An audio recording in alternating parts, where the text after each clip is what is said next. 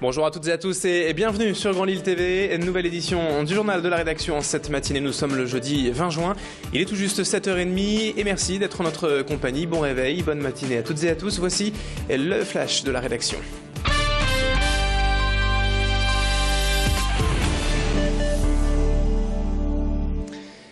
Avec un petit mot de la météo, tout d'abord pour démarrer ce journal, car la région est maintenue en vigilance orange ce jeudi matin jusqu'à 11h par Météo France à cause d'un risque d'orage renouvelé.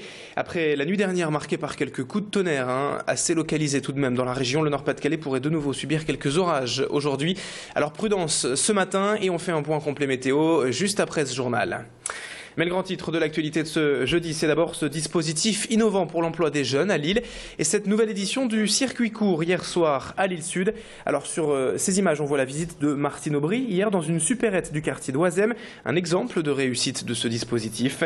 Depuis 2011, la ville a en fait mis en place ces rencontres entre des jeunes en recherche d'emploi et des entreprises.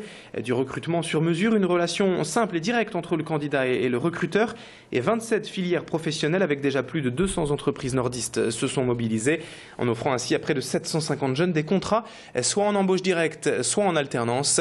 Témoignage de Martine Aubry, la maire de Lille, hier au micro de Tanguy Lécluse. On n'a pas demandé aux chefs d'entreprise d'embaucher pour faire plaisir. On leur a demandé d'embaucher parce qu'ils avaient des besoins et parce que nous nous engagions et nous avons travaillé avec le Pôle emploi et la mission locale après à leur proposer des jeunes qui correspondaient véritablement à leurs besoins. Voilà.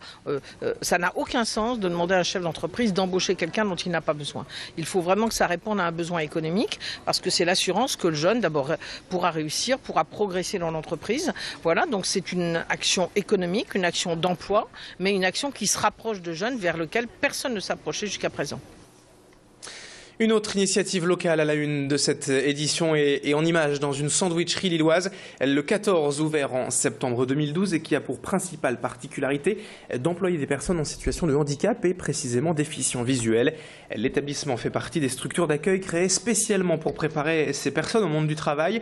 Une initiative de l'établissement et de service d'aide par le travail, l'ESAT, qui a décliné ce projet en plusieurs ateliers avec cette sandwicherie donc, mais également une imprimerie en braille et une chaiserie. 33 personnes en tout alternent régulièrement entre tous ces ateliers pour découvrir le monde du travail et se préparer à intégrer le marché de l'emploi. Ici, leurs conditions de travail sont les mêmes qu'ailleurs, sauf quelques adaptations liées à leur handicap. Le 14 est situé rue Colbert à Lille et emploie notamment plusieurs personnes qu'a rencontré Macha Grunessen. Mais on écoute pour l'instant les prévisions de sa gérante. On a également adapté pour les personnes déficientes visuelles. Donc on a mis au niveau des pentes des carrelages de couleurs différentes pour qu'ils puissent avoir un contraste. On a également mis une lumière qui reflète la lumière du jour pour éviter l'éblouissement. La caisse enregistreuse, donc on a pris plus un modèle un peu ancien pour qu'ils puissent travailler dessus, puisque du tactile c'était difficile au niveau de la vue. Donc on a pris avec des grosses touches, on a juste grossi un petit peu les touches pour qu'ils puissent le faire tout seuls, mais c'est eux qui gèrent au niveau du client. Les codes, ils prennent la monnaie, ils rendent la monnaie, c'est vraiment eux qui font tout. En bref, dans l'actualité du jour et dans cette édition, la région doit accueillir 2 ministres en cette fin de semaine à l'occasion des 28e Assises nationales des associations d'aide aux victimes organisées cette année à Roubaix. Manuel Valls, ministre de l'Intérieur, et Christiane Taubira, ministre de la Justice, sont tous deux attendus aujourd'hui et demain à Roubaix pour l'ouverture et la clôture de ces conférences. On ne manquera pas bien sûr d'en reparler.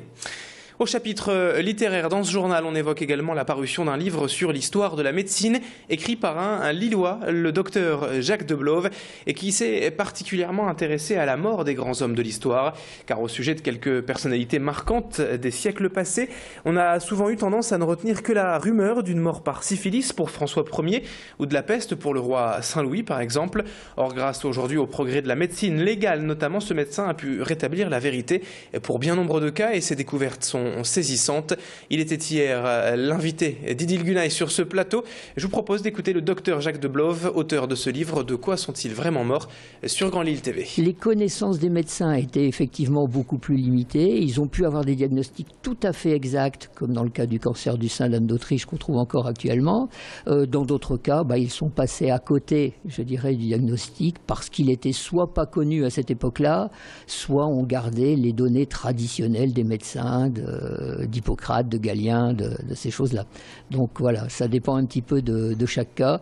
Ce qui est intéressant, c'est de pouvoir comparer des cas où certains médecins sont vraiment passés à côté, où on fait des erreurs, et d'autres où c'était uniquement par impossibilité d'avoir les ressources thérapeutiques actuelles. Enfin demain, vendredi 21 juin, ce sera l'incontournable fête de la musique, en ce premier jour de l'été, avec plusieurs dizaines de concerts organisés un peu partout et des musiciens en tout genre qui vont investir librement les rues.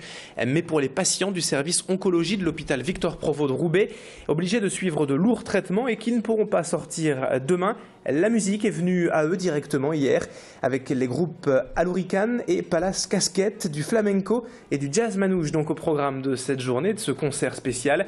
Une journée très appréciée d'ailleurs des résidents. Hier, un moment de partage et de quoi sortir de cet isolement de l'hôpital durant plus d'une heure. Macha Grunessen et Bérénice Lemestre ont suivi ce concert avec le sentiment d'une patiente visiblement ravie de cette journée d'évasion et de musique. On l'écoute. Ça donne de la joie à toutes et à tous. Ça nous aide beaucoup moralement.